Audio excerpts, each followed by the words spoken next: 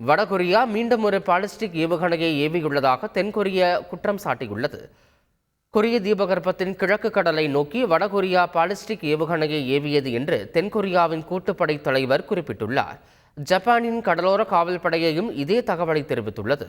இதுகுறித்த விரிவான விவரங்கள் இன்னும் வெளியிடப்படவில்லை. இந்நிலையில் நாடாளுமன்றத்தில் பேசிய ஜப்பான் பிரதமர் கிஷிடா, வடகொரியாவின் தொடர் ஏவுகணை நடவடிக்கைகள் பிராந்தியத்திலும் சர்வதேச சமூகத்திலும் அமைதி மற்றும் பாதுகாப்பிற்கு அச்சுறுத்தலை விளைவிப்பதாகவும் இது முற்றிலும் ஏற்றுக்கொள்ள முடியாதது என்றும் கண்டித்துள்ளார். இஸ்ரேல் படைகளால் காசாவில் கொல்லப்பட்ட பாலஸ்தீனியர்களுக்காக ஸ்பெயின் நாட்டின் சான் செபாஸ்டியன் நகரில் நூற்றுக்கணக்கான மக்கள் சைரன்கள் முழங்க தரையில் படுத்தபடி அஞ்சலி செலுத்தினர். 1937 ஸ்பெயினின் குவர்னிகா நகரம் குண்டுவெடிப்பால் அழிக்கப்பட்ட நிலையில் இதுகுறித்து பிகாசோ வரைந்த ஓவியத்தைப் போலவே காசா ஓவியமும் வரையப்பட்டு போராட்டக்காரர்கள் பாலஸ்தீனியர்களுக்கு ஆதரவாக குரல் கொடுத்தனர். செய்திகளை உடனுக்குடன் தெரிந்து கொள்ள உடனே சப்ஸ்கிரைப் பண்ணுங்க.